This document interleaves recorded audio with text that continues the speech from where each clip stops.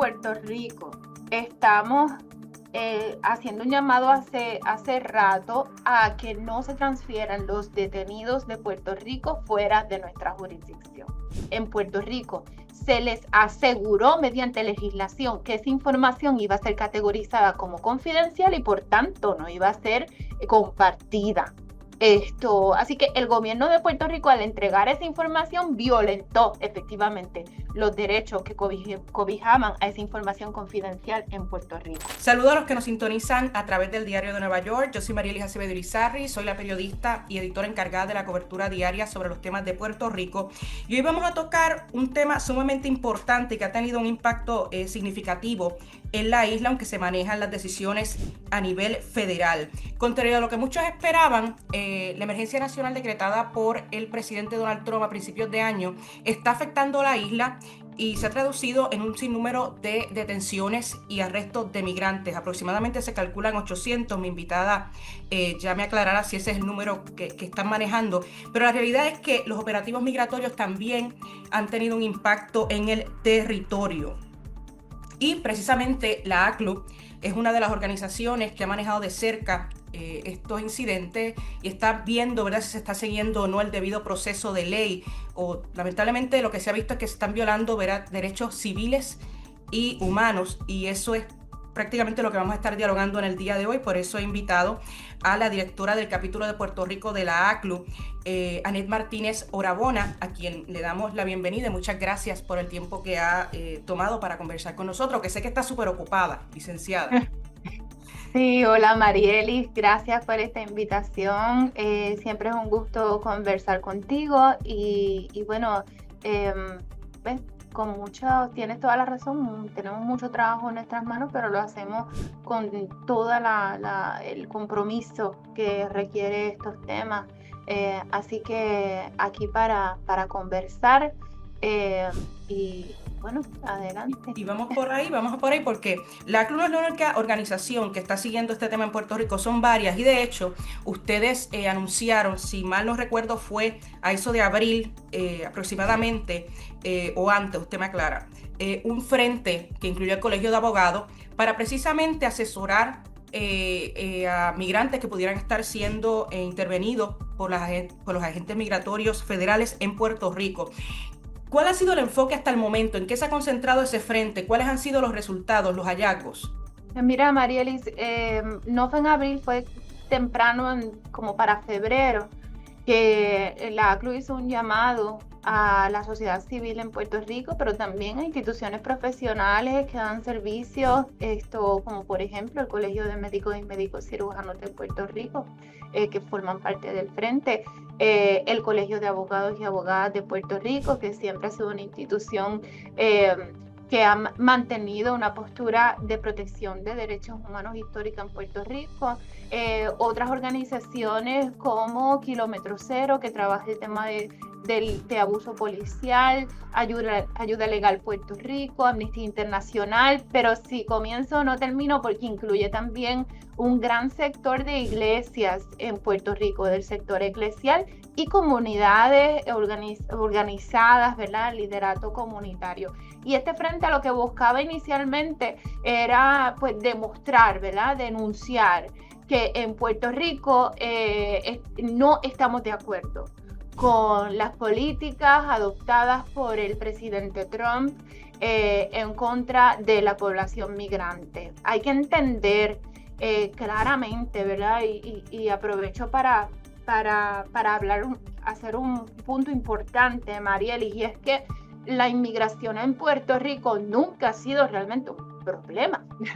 Nosotros no tenemos un problema de migración. Al contrario, la migración en Puerto Rico es un tema histórico y cultural muy nuestro. O sea, como país, isla en el Caribe, pues somos un punto de encuentro con otras naciones cercanas en el Caribe y siempre han formado parte integral de nuestras comunidades. Así o sea que los puertorriqueños más o menos en general no ven amenazas o no ven inconvenientes, no, lo que me indica, de que Para haya nada, migrantes. Ok, para pero nada. por ejemplo, porque precisamente estaba leyendo las declaraciones que me envió el DHS y lo que señalan es, en términos de los operativos que están realizando, no, esto no tiene que ver con color de piel, con etnia, que lo que tiene que ver es con los migrantes que están violando la ley migratoria, ¿verdad? Que están de Eso manera ilegal, es lo que dicen. Yo sí. te pregunto, ¿cómo la ACLU responde a ese tipo de planteamiento? Mira, esta es una declaración completamente falaz. Mm, Falaz. No se ajusta a lo que está ocurriendo en el terreno, ujú, en nuestras comunidades. Primero lo vemos porque las comunidades que están sintiendo la presencia continua de oficiales del ICE y de otros oficiales relacionados a estas redadas de inmigración federal son comunidades históricamente reconocidas por tener una alta presencia de migrantes dominicanos. O sea, cuando tú tienes a unos oficiales que insisten en asediar una comunidad, ¿verdad? Simplemente porque se conoce históricamente que es una comunidad que tiene una rica presencia de personas de ascendencia dominicana, por ejemplo, o haitiana. Así que eso nada más deja ver claramente que la intención es identificar personas con un perfil específico por su origen nacional, por la manera en que se ven, por sus rasgos físicos y por la manera en que se escuchan. Eso es la definición clásica del perfilamiento racial y es realmente lo que está pasando en Puerto Rico. Rebeca González, por ejemplo, porque quiero plantearle los argumentos que ellos traen. Lo que dice es, por ejemplo, no, porque obviamente la comunidad dominicana es una de las más, ¿cómo se dice?, grandes en Puerto Rico y inevitablemente, por matemática, digámoslo así, si podemos decirlo así, pues van a haber más arrestos de dominicanos. Eso ha sido uno de los argumentos que ha traído. Y le insisto en esto porque yo sé que esto es parte esencial de la discusión sobre este tema. Sí, y yo insisto que claramente por la manera en que se ha podido documentar, las formas en que se están dando estas redadas, son redadas dirigidas a un grupo, a un sector, no por su estatus migratorio, sino porque se equipara, se entiende como igual el hecho de ser una persona de nacionalidad X. En este caso, es cierto, la mayoría son dominicanos y dominicanas en Puerto Rico, pero se equipara que si tú eres dominicano o dominicana, tú tienes que ser una persona que está aquí sin autorización. Así que lo que vamos a buscar es cómo tú hablas, cómo tú te ves, en qué comunidad y a qué negocios tú vas, ¿verdad? A hacer tus compras. Y es lo que estamos viendo que se está dando en Puerto Rico. Y está claro, ha habido innumerables, ¿verdad? Pero no sabemos el número porque tampoco hay transparencia en estos temas. Sabemos de casos donde las personas han sido detenidas simplemente porque están en un área donde la presencia dominicana es bien alta, entonces se las llevan y después las tienen que liberar o que soltar porque tienen documentos, porque tienen unos procesos legales que están pendientes. Así que esa situación yo creo que ha sido bien clara. Lo vemos en Puerto Rico, se ha visto en Estados Unidos, por eso recientemente hubo una orden de un tribunal se emitió para detener las redadas discriminatorias por parte del ICE. Esto fue, si no me equivoco, en California o en Los Ángeles. No recuerdo muy bien, creo que fue en California, en una jurisdicción en California. Pero quiero decir que sí hay evidencia de que esta es la manera en que se está comportando el ICE. Lo otro es que Rebeca González no ha demostrado que aquí los arrestos están dirigidos a personas con algún tipo de récord criminal, no ha demostrado que los arrestos se den con orden judicial, identificando personas con casos individualizados. Eso no es así. Todo lo contrario. De hecho, en sus expresiones, yo ya lo he dicho antes, ha sido bastante irresponsable de su parte mencionar que aquí, por ejemplo, si una persona está acompañando a otra, pues por ahí también se puede ir enredada simplemente porque acompaña a una persona identificada en una orden, o porque está en un lugar específico, ¿verdad? Y después, ¿verdad? Después, una vez detenida, entonces se hace la investigación para ver si esa persona puede permanecer en detención o no. A mí me parece bien peligroso, ¿verdad? Y es una violación clara de los derechos constitucionales que tienen todas las personas que viven en Puerto Rico y en Estados Unidos. Vamos a ver, porque para que la gente esté clara, ¿verdad? Ser indocumentado no es un delito. Es una violación civil el hecho de que una persona esté sin papeles, ¿verdad? En este caso, pues en Puerto Rico, ¿verdad? Cuando esto pasa de ser, por ejemplo, la violación a las leyes migratorias, pasa a ser ya de por sí un delito que se consideraría penal, por ejemplo. ¿En qué caso? ¿En que cruce la frontera? ¿En que regrese luego de ser reportado? ¿En qué circunstancia? Sí, en la única definición de delito, ¿verdad? Como crimen federal, está cuando una persona ya ha sido deportada a su país de origen y regresa, hace una segunda entrada, ¿verdad? Sin inspección, sin permiso, sin documentación que le autorice a entrar a Estados Unidos. Ahí sí hay una definición de esa acción como crimen. Pero el estar en Estados Unidos, la estancia, el estar físicamente en Estados Unidos, sin documentación que le autorice a haber entrado, por sí misma no es un crimen, es lo que se llama una falta administrativa y que de ordinario no debería por sí misma,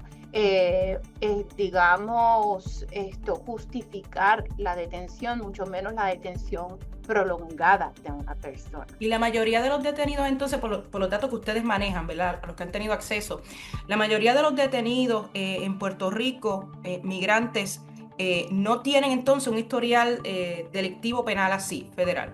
No solamente lo hemos dicho nosotros, es parte de los documentos que se han podido obtener por parte de DHS, que claramente establece que la gran mayoría de las personas detenidas no tienen ningún tipo de récord criminal, ninguno.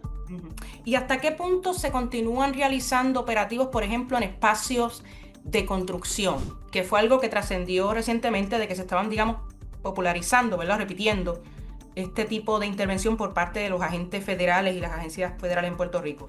¿Hasta qué punto esos son centros y cuál sería el impacto, ¿no? Porque estaba también, otras personas me han dicho que esto lo que ha afectado, ¿no? es la fuerza laboral, que sí. Muchos dominicanos pues trabajan, y hay otros inmigrantes en la industria de la construcción, y algunos no llegan precisamente por el temor, ¿no? de que puedan ser detenidos. Por supuesto, este es un sector que ha sido identificado por el ICE y por DHS como para los operativos y las redadas que se hacen, que son básicamente unas expediciones de pesca, ¿verdad? A ver quién cae. Entonces llevan a todo el mundo y después hacen su evaluación. Al final es un problema bien serio porque aún teniendo personas que pues tienen alguna justificación legal para estar en Estados Unidos o en territorio de Puerto Rico de manera legal, una vez a uno lo detienen bajo el ICE, no se sabe cuánto tiempo va a pasar para aclarar esa situación. Así que siguiendo tu pregunta, sí, en el área de la construcción es uno de esos sectores donde hemos visto que el DHS y el ICE lo están identificando como lugares para hacer estas expediciones de pesca, pero también el sector de los restaurantes. Entonces, la semana pasada, por ejemplo, hace poquito hubo una redada indiscriminada en distintos restaurantes en una zona del área metropolitana turística en San Juan, la famosa calle Loíza, donde sí entraron con justificaciones variadas, ¿verdad? Nosotros anteriormente habíamos visto que el ICE en otros años, no digamos ahora, se acompaña a veces de otros departamentos como para evaluar la sanidad o hacer evaluaciones de otro tipo en un restaurante, y luego entran con oficiales del ICE que quieren entrar a todas las partes de los restaurantes, incluso la parte, ¿verdad?, de la cocina. Y es privado, ¿no? Se considera un espacio privado en esa área, la área de la cocina. Es un área privada y debería de exigirse una orden judicial para entrar a esos espacios dentro de un restaurante. Así que nosotros nos cuestionamos constantemente la ilegalidad en estas acciones, estos allanamientos. Hemos visto, por ejemplo, oficiales de ICE entrando a casa, ¿verdad?, sin ningún tipo de órdenes de allanamiento, incluso sin orden de arresto, para entrar a buscar a X personas, precisamente haciendo trabajos de construcción. Y ya también hemos visto respuestas de parte de comunidades afectadas que se han atrevido a oponerse a la entrada del ICE a estos espacios privados, sobre todo a casa, por ejemplo, donde hay voy a eso, porque una de las controversias, ¿verdad?, dentro de todo el tema general, es, ¿verdad?, boricuas grabando las intervenciones. No hace mucho en Baldrige hubo se vieron una escena bastante fuerte porque había, entiendo que residentes del área que estaban grabando y confrontando a oficiales que habían de varias agencias, incluyendo el FBI, y estaban arrestando a un individuo que aparentemente es de origen dominicano. Y entonces Rebeca González, la tengo que mencionar porque, ¿verdad?, que ella es la encargada de lo que se hace en Puerto Rico sobre este particular, principalmente, dijo que podían exponerse a cargos, que los podrían arrestar porque podrían estar interrumpiendo la gestión de las autoridades. O sea, ¿hasta qué punto pueden las autoridades realmente intervenir con una persona que esté grabando una intervención por parte de agentes federales? Pues nuevamente esto es una manera de disuadir a que las comunidades se apoyen a las personas afectadas de distintas maneras, específicamente documentando este tipo de redadas y arrestos que en su gran mayoría son completamente ilegales y, como dije, racializados. Así que yo creo que es un intento de amenazar, es un intento de censurar la actividad completamente legal de grabar y de documentar lo que están haciendo los oficiales, que son oficiales públicos y que se supone que lo están haciendo en su carácter, ¿verdad?, como oficiales de seguridad federal. Así que no es cierto que la comunidad no pueda grabar estas intervenciones. No es cierto que las comunidades no puedan, por ejemplo, expresarse, dar información a la persona que está siendo objeto de esta detención. A eso, perdóname que le interrumpe, porque parte de lo que estaban diciendo también es, no, pero que están provocando, porque están diciéndole, ¿verdad?, improperios a los oficiales. O sea, mi pregunta es, ¿hasta qué punto, ¿verdad?, la presencia de testigos y las grabaciones y el proceder de los testigos es legal, ¿verdad?, y permitido? ¿Y en qué punto es, mira, ya pasaste la raya, te vamos a llevar, por ejemplo? Porque de lo que están preguntándose muchas personas que quizás ahora puedan estar temiendo si grabar o no. De lo que estamos hablando es de expresiones que están protegidas por uno de los derechos constitucionales más importantes de la Constitución de Estados Unidos y, en nuestro caso, de la Constitución de Puerto Rico, que es poder decir lo que te dé la gana. Okay. Lo que te dé la gana.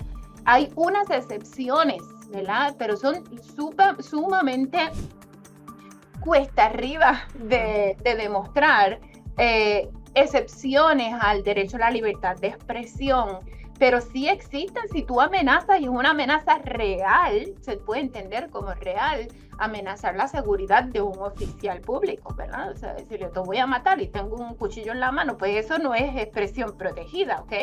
Pero tú decir expresiones para dejarle saber a la persona que está siendo objeto de detención cuáles son sus derechos, para recordarle, mire, no tiene que decir nada, tiene un derecho a mantenerse callado.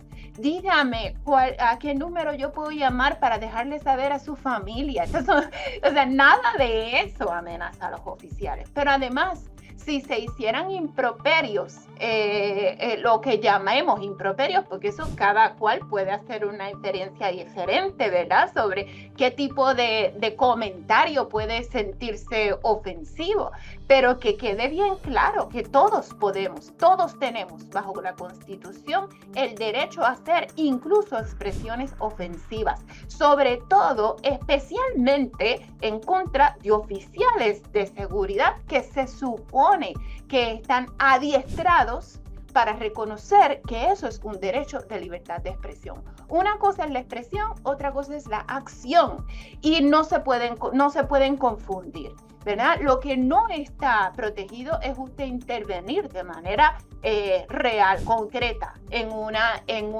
mientras se está dando un operativo. ¿Qué quiere decir eso? Meterse entre medio de la persona detenida y el oficial que está realizando la detención. Pues eso no se debe hacer. Pero sí establecer desde una distancia, digamos, razonable, grabar lo que está pasando, hacerle expresiones sobre los derechos que tiene la persona, exigir una respuesta diferente por parte del oficial. Todo eso son expresiones completamente protegidas, yo diría más necesarias, que nuestra comunidad se organice y que esté presente y documente de esa manera estas intervenciones, porque de otra forma no nos vamos a enterar de las ilegalidades que se están dando. Y eso también se puede usar en corte, ¿no? En algunos casos, si por parte de algún migrante dice, mira, grabaron esto y mira cómo procedieron. Sí, bueno, exactamente. Si estuvieran procediendo de manera ilegal, ¿no? Exactamente, esta es toda evidencia que se está levantando por parte de la comunidad y que permite demostrar las violaciones de derechos civiles y los abusos que está cometiendo el ICE durante estas redadas. Así que por eso precisamente que no quieren que lo hagamos, ¿no? Que nuestras comunidades se censuren a sí mismas y no estén presentes. Pero nosotros desde la ACLU queremos hacer un llamado a todo lo contrario, hacerle frente a esas expresiones que buscan que nosotros nos quedemos callados y calladas ante lo que son claros, graves abusos de derechos humanos. Otra modalidad que se está viendo es la intervención en cortes, que hasta hace poco no se estaba viendo en Puerto Rico, por lo menos no se mencionaba públicamente. Y alegadamente se está dando la dinámica de que los jueces desestiman los casos y entonces afuera lo están esperando a los migrantes, agentes de ICE para deportación. Estamos hablando que en algunos casos son personas que ya han iniciado procesos para solicitar asilo, personas casadas con ciudadanos puertorriqueños estadounidenses. ¿Hasta qué punto esto está pasando? O sea, se está volviendo una norma y en efecto se puede decir que es intencionalmente, que los jueces van con esa mentalidad de decir, mira, vamos a hacer esto y esto y los vamos a dejar fuera para que ahí los arresten. Pues mira, nosotros hemos recibido información de este tipo de arrestos en corte más o menos desde el mes de junio en Puerto Rico. No sabemos si ocurrió antes, pero sí sabemos que desde junio se están dando este tipo de arrestos en las cortes de inmigración de Puerto Rico. En la ACLU hace una semana más o menos pudo ser testigo de una de estas detenciones en la Corte de Inmigración y como tú dices, estos son casos donde las personas tienen unos procesos pendientes ante la Corte de Inmigración y se decide por parte del fiscal hacer una moción de desestimación, o sea, para retirar los cargos y con eso dar cierre al caso. Aquí nosotros fuimos testigos de varias violaciones al debido proceso en esa misma audiencia ante una juez de inmigración que no permitió que la abogada de defensa cuestionara la moción para retirar los cargos en ese caso en específico, porque la fiscal lo hace sin dar una justificación y de acuerdo con los reglamentos de la propia corte tenía que explicarse las razones por las cuales esa era la decisión. No ocurrió. Tampoco se permite realmente el derecho que tiene la defensa a apelar esa decisión, porque en ese caso en específico había incluso pendiente una solicitud de asilo. Así que si se acababa el caso, si se cerraba el caso, no se le daba oportunidad a esta persona de presentar sus argumentos y sus evidencias por las cuales necesitaba esa protección en Estados Unidos, una protección como asilado. Así que ese fue un caso que nosotros vimos, pero ese día se dieron 4 casos, que incluyeron personas que eran solicitantes de asilo y personas que estaban casadas con ciudadanos americanos y que ya estaban en un proceso de ajuste de estatus. Nosotros nos preocupa, esta es una acción que se está dando a nivel de todo Estados Unidos en distintas cortes de inmigración, no lo habíamos visto aquí, pero ya sabemos que sí se está dando. Nos preocupa que haya una como colusión entre el ICE, la oficina del ERO y que son los que se encargan del proceso de deportación, los oficiales de deportación y la Corte de Inmigración. Yo no puedo categóricamente decir, ¿verdad?, que esto es una acción concertada, pero ciertamente la manera en que se vio que se están dando esta solicitud por parte del fiscal, tener los oficiales del ICE ya en el pasillo y el juez o la jueza no permitiendo o no velando porque se protejan lo que el propio reglamento de la Corte establece sobre los derechos de la persona en el proceso, es bien alarmante. Y no solamente se trata de violaciones de ley y proceso, sino que cuestiona la existencia de la Corte misma. ¿Para qué está el juez? ¿Para qué está la jueza de inmigración? Pero que desalienta también a migrantes que tenían la intención de ir a tratar de regularizar su estatus, pues entonces es una encerrona. La realidad es que es un entrampamiento lo que está ocurriendo, porque tú tienes personas que se supone que para poder lograr su regularización o atender sus casos pendientes tienen que cumplir con estas citas ante la Corte. Entonces, una vez cumplen con el proceso, entonces también salen de allí con una detención no notificada. O sea, hay distintas maneras en que se pudiese hacer un proceso que permite esto de una manera mucho más humana, ¿verdad? Que se den unas etapas, ¿verdad?, que se deben de cuidar. Pero allí vimos, ¿verdad?, familias afectadas allí mismo en la sala, niños, niñas, esposos, esposas, cuñados, amigos, comunidad que iban acompañando a estas personas en un proceso que un proceso ordinario que debía dar espacio para presentar unas evidencias, y allí quedaron estas familias completamente heridas, quebradas emocionalmente por esta situación de una detención no esperada. A mí me llama mucho la atención las declaraciones de la subsecretaria adjunta sobre este tema, y me parece que fue la coyuntura de la demanda que se presentó a nivel nacional sobre este tema en particular, que ella dice que ninguna parte de la Constitución prohíba arrestar a infractores de la ley migratoria donde quiera que estén. ¿Cómo usted responde a ese tipo de argumento? La verdad es que si empezamos no terminamos, porque habría que hacer una clase de inmigración para explicar que hay distintos estatutos dentro de la ley de inmigración que establecen distintas formas en que una persona que está sin autorización legal pudiese o pudiese no ser puesta en detención. Así que no en todos los casos,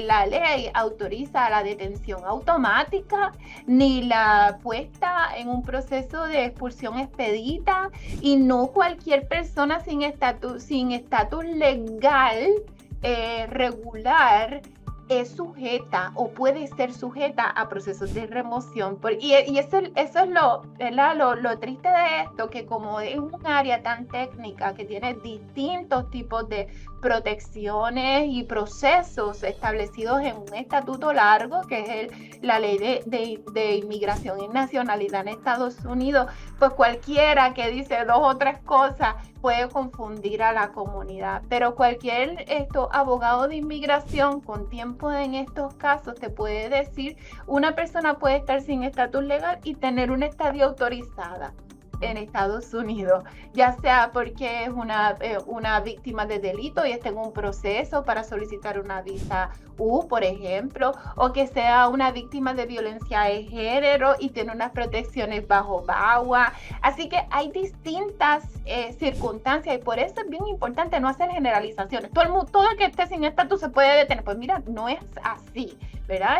Es necesario, porque si fuera así, pues se da una violación automática del derecho a la libertad y a la seguridad física, que se supone que de ordinario sea una persona que es detenida, pues su caso sea evaluado de la manera más rápida posible por un juez para determinar si sí en efecto puede continuar en detención o no. A esto se está violentando completamente ahora mismo por el gobierno de Trump y por sus políticas que ahora incluso están tratando de reinterpretar todo esto para decir que todo el que esté sin estatus puede ser puesto incluso en detención indefinida y en procesos de deportación expedita. Es muy serio lo que está ocurriendo y por eso hay varios casos ahora mismo en los tribunales cuestionando estas políticas y esta interpretación. Hay un tema bien fuerte y es la cuestión de Alligator Alcatraz, de los traslados. ¿Cuántas personas detenidas en Puerto Rico han sido trasladadas a esta prisión sobre la que se ha denunciado, ¿verdad? Condiciones no aptas para los presos? ¿Cuántos que usted sepa? Bueno, yo quisiéramos saber, pero precisamente en el caso de Alligator Alcatraz, la secretividad y la falta de acceso a representantes legales a ese centro es un problema bien serio, y por eso la ACLU de Florida, nuestra organización en Florida y también nuestra organización central, presentó una demanda cuestionando las múltiples violaciones que se dan en el centro de Alligator Alcatraz, que es un centro claramente de tortura y de tratos inhumanos y crueles. Entonces, no hay, yo quisiera saber esa lista completa de las personas que están detenidas en este centro. No la conozco, pero sí sabemos que hay personas que fueron detenidas en Puerto Rico y que fueron llevadas a Alligator Alcatraz, y que al momento ha sido sumamente difícil, sino imposible, poder tener mayor información porque no se está permitiendo el acceso de los representantes legales a este centro. ¿Qué ustedes están pidiendo entonces referente al traslado de estas personas a la cárcel? ¿Cuál es el pedido específico de la ACLU? Bueno, nosotros en ACLU Puerto Rico estamos haciendo un llamado hace rato a que no se transfieran los detenidos de Puerto Rico fuera de nuestra jurisdicción. Eso para nosotros es un tema bien importante, porque contrario a lo que ocurre en otras jurisdicciones de Estados Unidos, recordemos que Puerto Rico no es un territorio contiguo, ¿verdad? Entonces tenemos unas dificultades mayores cuando los detenidos inmigrantes en Puerto Rico son trasladados a otra jurisdicción, y puede ser a cualquier parte en Estados Unidos. Los hemos encontrado en El Paso, en Río Grande, en Texas, en Nuevo México, o sea, en distintos centros de detención.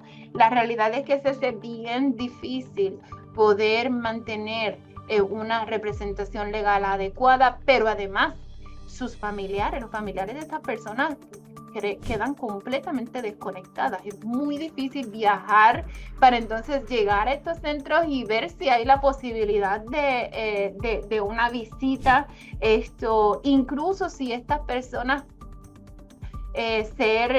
recibir una fianza, ¿verdad? Un derecho a la fianza y poder estar en libertad mientras cuestionan el proceso de deportación. Es muy difícil para estas personas el regreso a Puerto Rico. Es sumamente costoso, pero también difícil porque no cuentan la mayoría de ellos con los documentos que se requiere para viajar y entrar a Puerto Rico. Así que hay muchas dificultades. Nosotros estamos cuestionando que se transfieran a los detenidos de Puerto Rico a Estados Unidos a distintos centros de detención y en estos momentos estamos precisamente analizando las posibilidades de una acción judicial en ese sentido.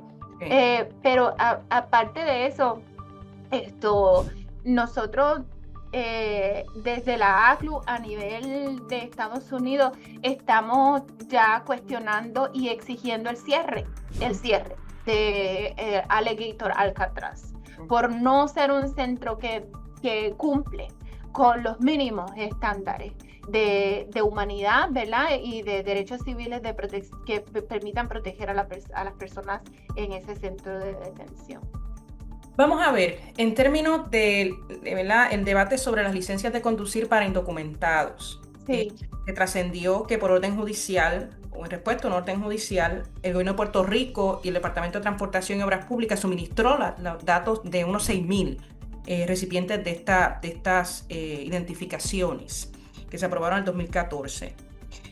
¿Ustedes les consta que se le está suministrando a ICE, o sea, los datos de estos inmigrantes y que se han traducido en efecto en el arresto de migrantes? Mira, Marieli, un poquito aclarar. Ajá. Esa entrega de información confidencial por parte del gobierno de Puerto Rico fue completamente ilegal y también inconstitucional. Y lo digo porque en Puerto Rico había una protección específica establecida en la ley sobre esa información. O sea, las personas dominicanas inmigrantes en Puerto Rico se les aseguró mediante legislación que esa información iba a ser categorizada como confidencial y por tanto no iba a ser compartida. Así que el gobierno de Puerto Rico, al entregar esa información, violentó efectivamente los derechos que cobijaban a esa información confidencial en Puerto Rico. Lo hizo sin exigir una orden judicial. Así que fue solamente, y al día de hoy no ha podido presentar el gobierno una orden judicial presentada por el ICE que exigiera y autorizara la entrega de esas licencias. Pero entonces, ¿qué fue? Porque lo que ha insistido, ICE y DHS, no, que por orden del tribunal tenían que darnos esa información. Y de hecho, el gobierno viene y respondió con ese mismo alegato. En ningún momento han presentado esa orden judicial. Al contrario, inicialmente dijeron que se trataba de una autorización que tenía el ICE para hacer subpoena. Y pues sí, claro que sí, todas las agencias administrativas tienen esa autorización de solicitar con un subpoena, que es un subpoena administrativo, pero no es una orden judicial. Y el gobierno de Puerto Rico lo que debió de haber hecho en ese momento fue proteger la información diciendo, mira, no hay problema, tú tienes una solicitud individualizada porque hay una investigación específica contra una persona, tráeme la orden judicial. Pero eso no fue lo que hizo el gobierno de Puerto Rico. El gobierno de Puerto Rico obvió sus obligaciones constitucionales locales y estatutarias y entregó la información sin más. Eso se llevó, ¿verdad? Se ganó el gobierno de Puerto Rico digamos, la denuncia colectiva puertorriqueña sobre esa acción, porque hubo un rechazo claro por parte de la comunidad puertorriqueña, de nuestra organización y de otras, a ese tipo de acción. Y de ahí, entonces, vimos que comenzaron a cambiar la narrativa, a decir que pues se iba a exigir una orden judicial. Por ejemplo, cuando nos enteramos que también el ICE estaba buscando información que está en manos del Departamento de la Familia. ¿Sabes que hay información sobre menores de edad, por ejemplo, que están bajo la custodia del departamento, que a nosotros nos preocupaba muchísimo? Pero para atender el tema de no compartir información, que es tan importante, nosotros desde la ACLU decidimos desde temprano desarrollar unos proyectos de ley. Hay un proyecto de ley que nosotros presentamos ante la legislatura, el proyecto 331, que es para establecer en nuestra jurisdicción unas protecciones especiales. Entre ellas, proteger la información que tiene el gobierno en sus distintas agencias y municipios, donde pueda haber información que identifica a personas por su estatus migratorio. En segundo lugar, pedíamos y todavía tenemos ese proyecto vivo y lo vamos a exigir que vistas públicas para ese proyecto ahora cuando comience la nueva sesión legislativa. Ese proyecto exige que se designen lugares santuarios o lugares protegidos y sensibles como son los hospitales, las escuelas, las universidades, las iglesias. Y ese proyecto tiene todo el aval y el apoyo de las iglesias en Puerto Rico y del sector de los profesionales de salud y del magisterio, porque sabemos que estos son lugares donde en Estados Unidos ya se han dado redadas e intervenciones de manera abusiva e ilegal, y nosotros estamos en contra de que eso ocurra acá. Así que esa legislación está puesta en manos ahora mismo del gobierno de Puerto Rico y su legislatura, pero también hemos promovido en que en Puerto Rico los municipios a nivel, ¿verdad?, más local se conviertan en municipios santuarios. La ACLU creó el modelo de ordenanza municipal y lo hemos estado moviendo con distintos alcaldes, y hasta ahora logramos que dos municipios en Puerto Rico aprobaran la legislación de municipios santuarios. ¿Sería Aguadilla y cuál es el otro? Y Hormigueros. Una pregunta, porque esto es interesante para mí, esta área. Para propósitos federales, ¿verdad? Que un pueblo en Puerto Rico diga que es santuario, ¿verdad? O que firme ordenanza, ¿verdad?, o que apruebe ordenanzas indicando que es un espacio santuario. ¿Sabes? ¿Realmente hace alguna diferencia en términos de limitar la intervención de las autoridades federales? O sea, ¿cuál es el campo legal que tienen los agentes si realmente, ¿verdad?, si piensan intervenir o pedir colaboración de un pueblo en Puerto Rico, municipio, que se diga que es santuario ya por aprobación de la legislatura municipal o demás? O sea, ¿cuál realmente puede ser el efecto de esa declaración? Es mi pregunta. Mira, hace mucha diferencia, Marieli. Te voy a explicar por qué. El gobierno federal, el DHS y el ICE, en la gran mayoría del trabajo que realizan no tienen suficientes oficiales ni recursos para hacerlo. Y por eso han estado siempre dependiendo de que los recursos estatales y locales se pongan a su disposición. Así que los municipios que deciden declararse santuario, lo que están haciendo es decir, nosotros no vamos a hacer el trabajo del ICE. Nosotros vamos a dedicarnos a proteger y hacer cumplir las leyes locales.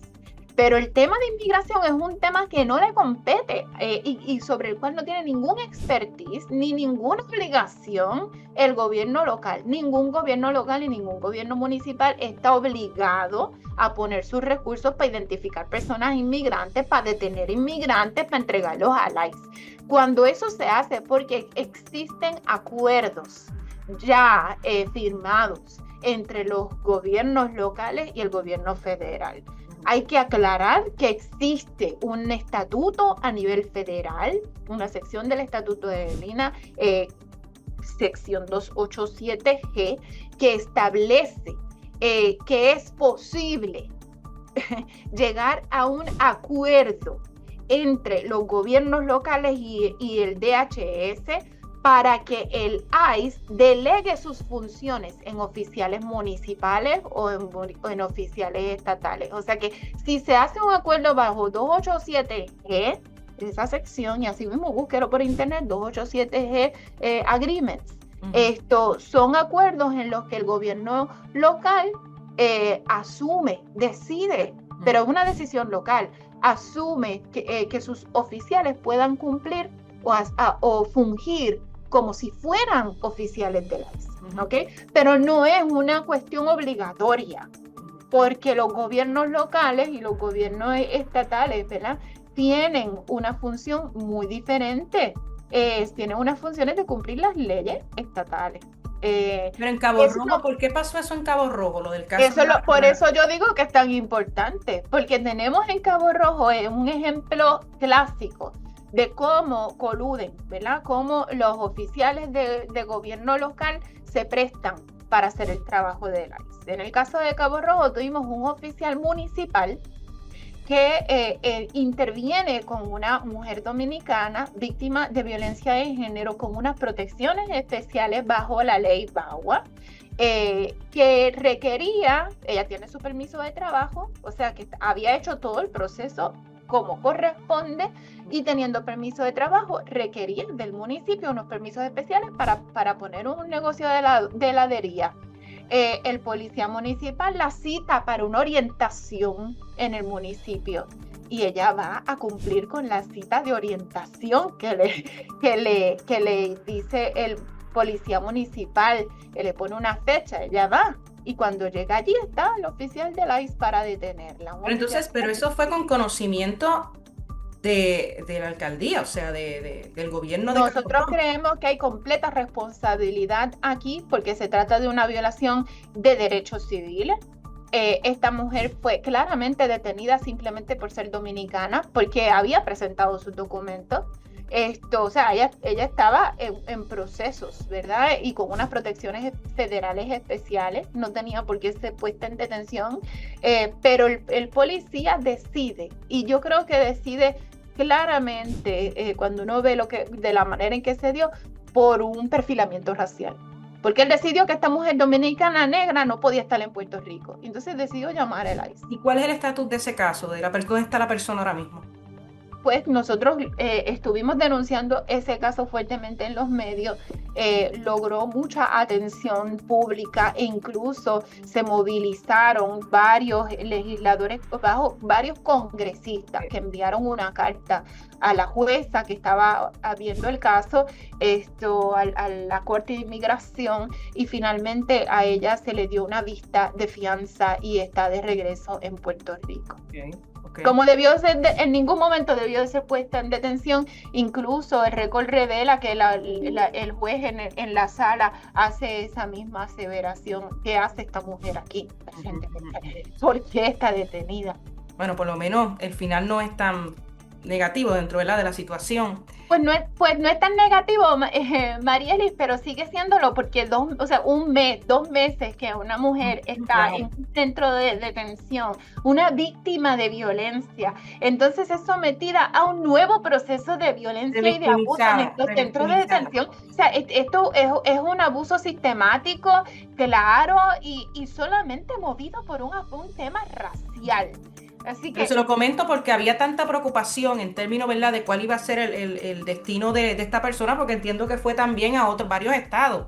O sea, por lo menos, me imagino que lo que usted acaba de decir también le dará alivio a varios sectores que estaban siguiendo este caso. Sí, nos preocupa porque el caso de Araceli, digamos, fue casi un milagro que tuviera esa visibilidad, pero a nosotros nos preocupa cuántas más Aracelis están, ¿verdad?, en una situación similar y que no tengan la misma visibilidad de este caso. Y es un problema de sistema, un problema sistemático. Por eso nosotros en la CLU estamos exigiendo mayores protecciones locales. El gobierno local no puede continuar haciéndole el trabajo sucio a la ICE en Puerto Rico. No puede continuar haciéndose de la vista larga de estos abusos y estas violaciones de derechos humanos sistemáticas y continuas contra nuestra comunidad. Porque yo tengo que decir una cosa, en Puerto Rico la comunidad migrante es parte de nuestra comunidad. Cuando digo nuestra comunidad, yo me estoy refiriendo a la comunidad puertorriqueña y a la comunidad migrante en Puerto Rico. Para finalizar y a modo de resumen, le pregunto entonces, ¿cómo deberían estar procediendo los agentes de ICE y del DHS y de otras agencias, porque sabemos que están interviniendo otras agencias también, para procurar que aquí se lleven los procesos de la manera más legal posible, protegiendo los derechos constitucionales de las personas y siguiendo el debido proceso de ley? ¿Qué deberían estar haciendo los agentes? Mira, la agencia de la ICE y del DHS tiene unos estatutos muy claros y tienen unas funciones muy bien definidas. Lo que tienen es que dejar de hacerlo de manera ilegal y abusiva. O Si hay que hacer una investigación, pues que haga su investigación individualizada.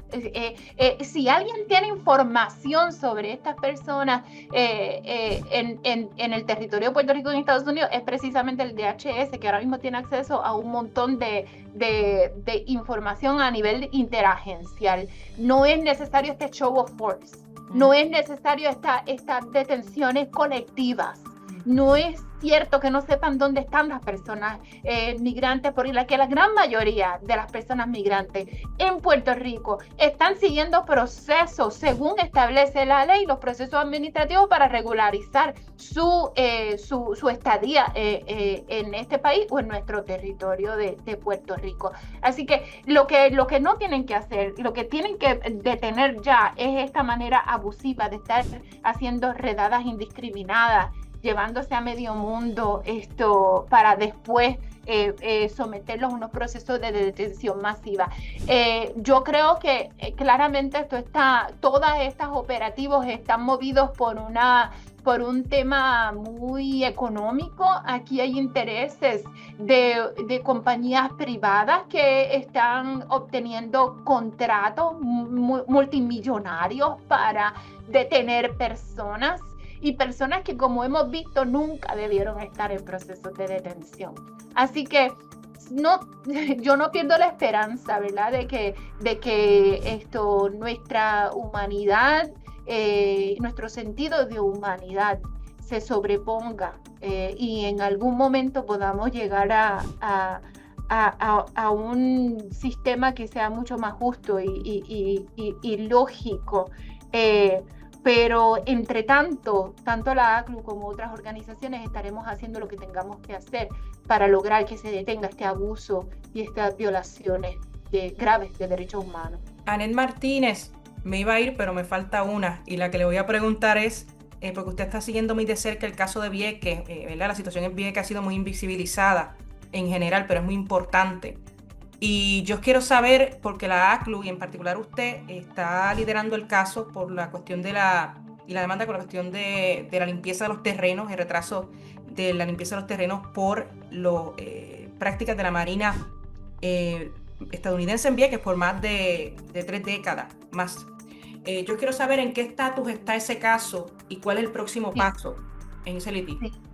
Sí, ahora mismo nosotros, junto con la Alianza de Mujeres Viequenses, solicitamos a la Comisión Interamericana de Derechos Humanos, que es un órgano internacional que está viendo este caso, que abriera el espacio a un diálogo para identificar posibles reparaciones y la posibilidad de llegar a una solución amistosa. Esa solicitud se hizo al final del término del presidente Biden y acabamos de recibir hace muy recientemente una notificación de que el gobierno de Estados Unidos está notificado de nuestra solicitud y estamos pidiendo una reunión, ¿verdad?, con el gobierno y con la Comisión Interamericana como árbitro para ese diálogo. Cuando dice el gobierno, ¿qué agencias del gobierno federal? Sería el Departamento de Estado de Estados Unidos, que es el que responde en este tipo de casos a nivel internacional. Así que eso está pendiente de darse. Nosotros seguimos solicitando esta reunión. Creemos que es importante dar ese paso para permitir por lo menos la posibilidad de que esto no llegue a una determinación necesariamente final, porque a los residentes de Vieques lo que les interesa es que se resuelva el asunto, que hayan reparaciones, que se descontamine, que se atienda de manera integral las situaciones que se están viviendo en Vieques, que incluyen los temas de salud, los temas de transporte. Así que tomando eso en cuenta, nosotros queremos, ¿verdad?, apostar a esa posibilidad que incluso siempre se da antes de que se pueda dar una determinación final o un fallo internacional en contra de un Estado. Así que estamos en ese momento ahora solicitando esa reunión y esperamos que se pueda dar esto. No perdemos la fe Eso es aparte a la demanda en sí, ¿no? O eso es No, parte... dentro del proceso de la demanda está la posibilidad de llegar a un Ok. acuerdo. Ah, ok, ok. ¿Verdad? Y si el gobierno lo acepta, porque entiende que sí hay unas violaciones que tienen que atenderse, lo quiere hacer de manera voluntaria, entonces se llega a un tipo de negociación. Ok. Así que estamos tratando de agotar ese paso antes de llegar a la parte final de un litigio que lleva ya varios años. Ok. Bueno, ahí escucharon a fondo todo lo que es el panorama de la intervención migratoria federal en Puerto Rico.